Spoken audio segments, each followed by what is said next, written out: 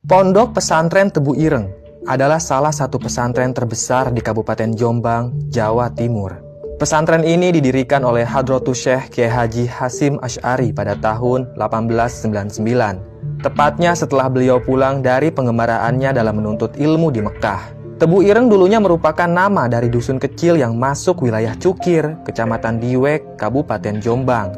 Letaknya 8 km di selatan kota Jombang. Makna sebenarnya dari kata Tebu Ireng adalah batang tebu yang berwarna hitam. Sebelum pesantren Tebu Ireng didirikan, kawasan itu dulunya terkenal sebagai sarang perjudian, perampokan, dan pelacuran.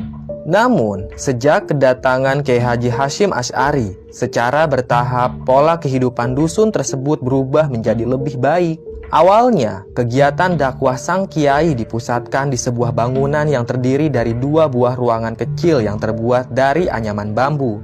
Satu ruangan digunakan untuk pengajian, sementara satu ruangan lagi digunakan untuk tempat istirahat sang kiai beserta istrinya, yaitu Nyai Khadijah. Dan seiring berjalannya waktu, santri yang berdatangan menimba ilmu semakin banyak dan beragam. Hingga akhirnya Tebu Ireng dikenal ke seluruh penjuru Nusantara. Cahaya ilmu sang kiai telah menyinari umat dari generasi ke generasi. Namun, untuk mencapai kejayaan seperti ini, jalan terjal harus ditempuh oleh pesantren Tebu Ireng. Salah satu perjuangan berat sang kiai ialah saat para santri Tebu Ireng harus melawan komplotan pendekar hitam. Komplotan pendekar itu dipimpin oleh sang dukun sakti bernama Kang Wiro. Kang Wiro ini adalah penguasa tempat maksiat bernama Kebo Ireng. Dulu, Kebo Ireng merupakan tempat lokalisasi yang berada di areal pabrik gula desa Cukir. Kang Wiro lah yang berkuasa di kawasan lokalisasi itu. Kang Wiro terkenal sangat bengis. Dia juga dukun yang sangat sakti. Kala itu, Kang Wiro seringkali mengganggu pesantren Tebu Ireng karena dia merasa pesantren adalah sebuah ancaman bagi kekuasaannya di desa Cukir. Kemudian Kang Wiro melakukan teror terhadap pesantren. Untung saja kala itu ada seorang santri bernama Abdullah. Dia berani menantang Kang Wiro untuk berduel 1 lawan 1. Abdullah merupakan salah satu santri yang sakti. Dia punya kanuragan tingkat tinggi. Baik, seperti apa kisah duel antara Abdullah dan Kang Wiro? Tanpa banyak basa-basi lagi, langsung aja kita simak ceritanya.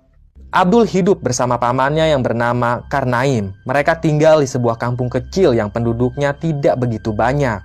Kedua orang tua Abdul sudah lama meninggal. Dari kecil, Abdul diurus oleh pamannya yang bisa dibilang tidak ramah. Apalagi istri Karnaim yang bernama Nyai Roro. Wanita itu punya sifat buruk. Dia selalu memperlakukan Abdul dengan semena-mena. Keluarga Karnaim dari dulu seringkali menjadikan Abdul sebagai alat untuk mencari uang. Dari kecil, Abdul dipekerjakan di ladang tembakau milik Belanda. Upahnya tentu saja dinikmati oleh Karnaim beserta istrinya. Perlu diketahui, Karnaim ini mandul. Ia dan istrinya tak pernah punya anak. Makanya mereka mau mengurus Abdul. Dan saat Abdul berumur 19 tahun, ia beralih profesi menjadi penambang pasir di Sungai Cijoro. Lokasi sungai itu jauh dari perkampungan Abdul. Dari sanalah Abdul punya banyak kenalan. Banyak komplotan pemuda yang menambang pasir di sungai itu. Cara mereka menambang pun masih sangat tradisional. Mereka menyelam ke dasar sungai, lalu mengeruk pasirnya menggunakan batok kelapa. Sedikit demi sedikit, pasir itu mereka kumpulkan, lalu diayak atau disaring agar bebatuannya terpisah dari pasir. Setelah itu, pasir akan diangkut, lalu dijual dengan harga yang murah. Maklum, zaman dulu pemerintah Belanda seringkali mempermainkan harga. Mereka membeli dengan harga murah dan menjualnya kembali dengan harga yang mahal.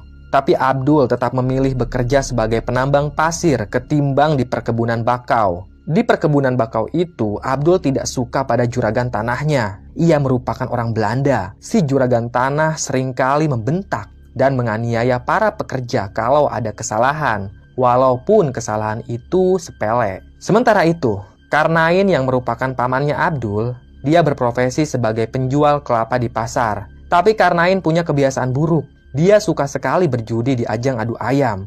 Berkali-kali usahanya itu bangkrut karena uangnya ludes pakai judi. Nyai Roro bahkan harus menjual tanahnya untuk memodali usaha suaminya itu. Abdul bosan pada perlakuan paman dan bibinya itu. Dia ingin sekali minggat dari rumah, tapi Abdul tak tahu harus kemana. Hingga di suatu hari saat Abdul pulang dari sungai, ia berpapasan dengan seorang lelaki yang umurnya kisaran 29 tahunan. Lelaki itu memikul setengah karung beras dan tas kampek yang terbuat dari karung goni. Tas itu terisi penuh oleh pakaian dan makanan. "Tunggu nak," ucap lelaki itu pada Abdul. "Iya Kang, ada apa?" tanya Abdul. "Bisa bantu aku bawakan karung ini? Nanti aku kasih upah," ucap si lelaki di hadapan Abdul. Ia memang tampak kesulitan dengan barang bawaannya itu. "Kemana Kang?" tanya Abdul. "Ke Pondok Tebu Ireng. Aku mondok di sana," ucap lelaki itu. Abdul pernah mendengar kawasan itu, tapi dia tidak pernah tahu kalau ada pondok pesantren di Tebu Ireng. "Jauh tidak Kang?" tanya Abdul.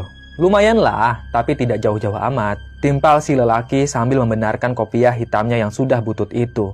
"Ya sudah, mari aku bantu," kata Abdul. Sore itu, Abdul tidak jadi pulang. Dia malah mengantar Zakaria, lelaki asing yang baru Abdul kenal. Ia mengantar Zakaria menuju sebuah pesantren di kawasan Tebu Ireng. Abdul memikul karung yang berisi beras, sementara Zakaria menjinjing tas yang berisi pakaian dan makanan.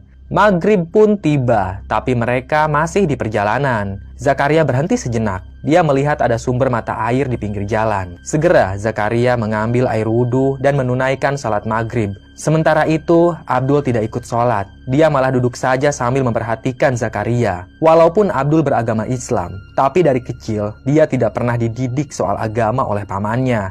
Dia sama sekali tidak bisa sholat. Setelah Zakaria selesai salat maghrib, mereka pun melanjutkan perjalanan. "Kenapa tidak ikut sholat?" tanya Zakaria. "Aku tidak bisa sholat, Kang. Dari dulu aku tidak pernah belajar agama," ucap Abdul. Zakaria tersenyum. Dia seringkali bertemu dengan orang seperti Abdul. Status agamanya Islam, tapi tidak mengerti sama sekali tentang agamanya sendiri. Karena waktu itu banyak sekali orang tua yang memilih anaknya untuk dipekerjakan ketimbang dimasukkan ke pesantren. Tak lama berselang, akhirnya mereka tiba di pesantren. Bentuk pesantren itu hanya sebuah rumah bilik yang terdiri dari 2 ruangan.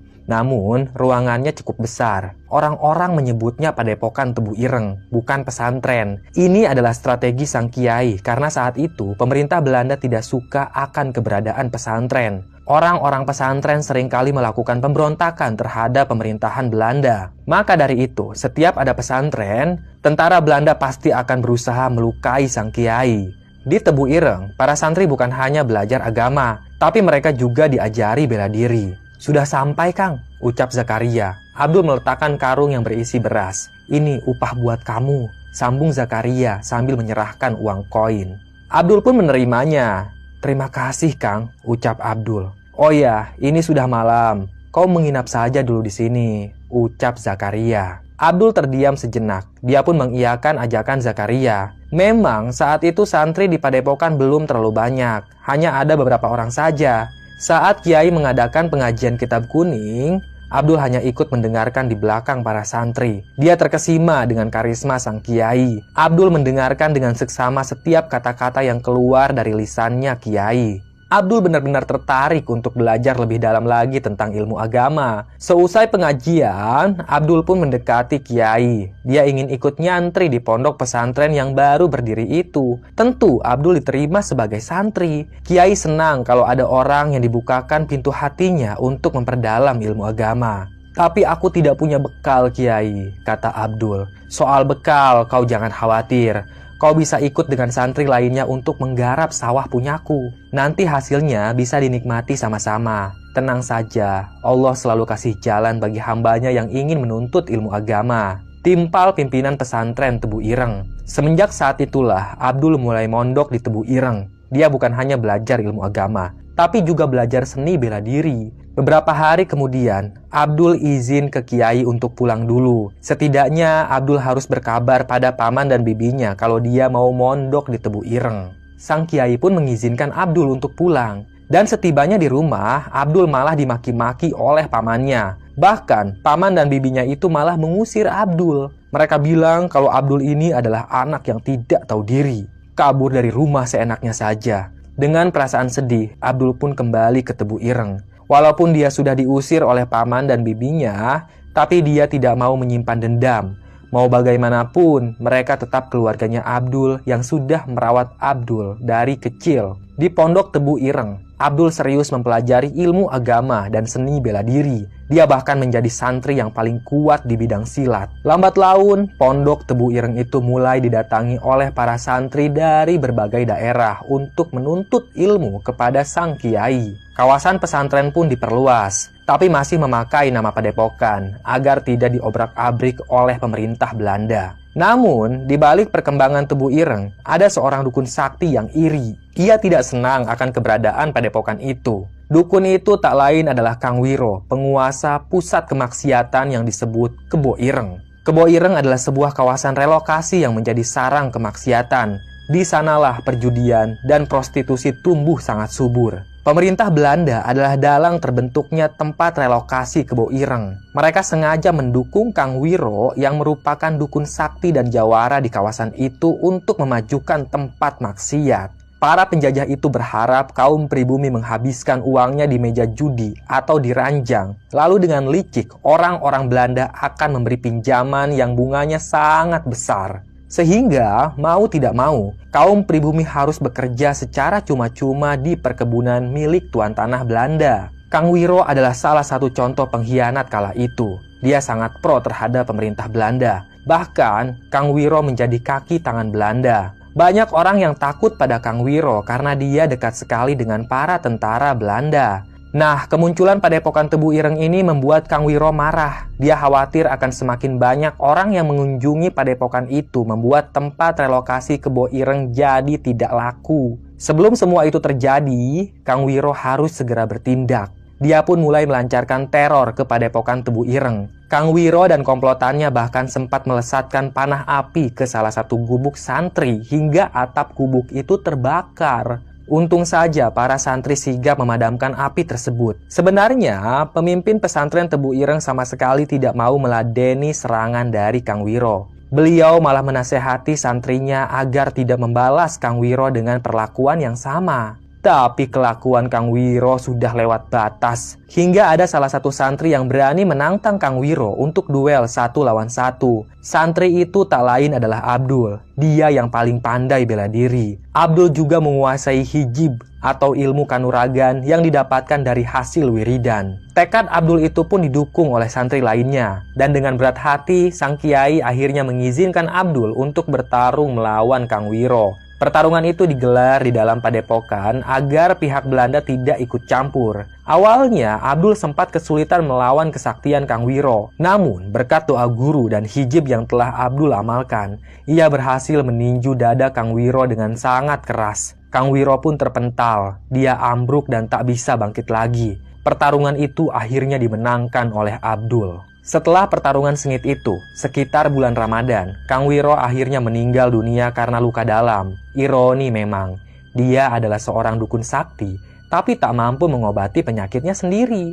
Setelah Kang Wiro meninggal dunia, semakin hari kawasan lokalisasi Kebo Ireng semakin sepi pengunjung. Masyarakat pun mulai tertarik untuk mendatangi Padepokan Tebu Ireng yang didirikan oleh sang kiai karismatik, yaitu Hadratus Syekh Kiai Haji Hasyim Asy'ari. Beliau mengajarkan santrinya ilmu agama dan juga bela diri. Singkat cerita, pada tahun 1906 atau 7 tahun setelah berdirinya Padepokan, Kiai Haji Hasyim Asy'ari resmi mengubah nama Padepokan itu menjadi Pondok Pesantren Tebu Ireng. Kemudian, pada tahun 1913, karena rasa trauma Belanda terhadap perjuangan Pangeran Diponegoro yang banyak didukung oleh kalangan pesantren, akhirnya Belanda pun menyerang Pondok Pesantren Tebu Ireng. Dalam penyerangan tersebut, Belanda bukan hanya ingin menangkap Kiai Haji Hasyim Asy'ari, tapi mereka ingin membunuhnya. Namun, berkat kesigapan para santri, saat Belanda menyerang, sang kiai berhasil dibawa kabur keluar dari pesantren. Pesantren yang dibangun susah payah itu akhirnya dibakar oleh Belanda. Beberapa santri yang sempat melakukan perlawanan dipinta untuk mundur karena tidak mungkin melawan senjata api.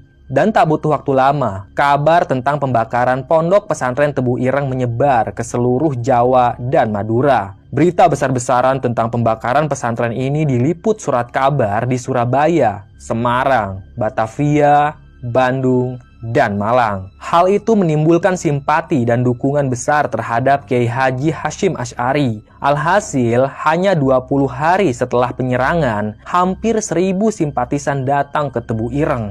Mereka mengirim bahan bangunan, makanan, uang, serta tenaga untuk mendirikan kembali pondok pesantren Tebu Ireng. Dukungan masyarakat yang meluas ke seantero Jawa, serta tekanan dari parlemen di negeri Belanda atas tindakan sewenang-wenang di tanah koloni, membuat aparat Belanda di Dusun Cukir tak berkutik. Hal inilah yang menyelamatkan Kiai Haji Hasyim Asy'ari dan pesantrennya, yaitu pesantren Tebu Ireng. Sampai saat ini, pondok pesantren Tebu Ireng masih memancarkan cahaya ilmunya untuk generasi demi generasi. Selesai. Terima kasih sudah menyimak cerita Mbah. Tunggu cerita-cerita lain.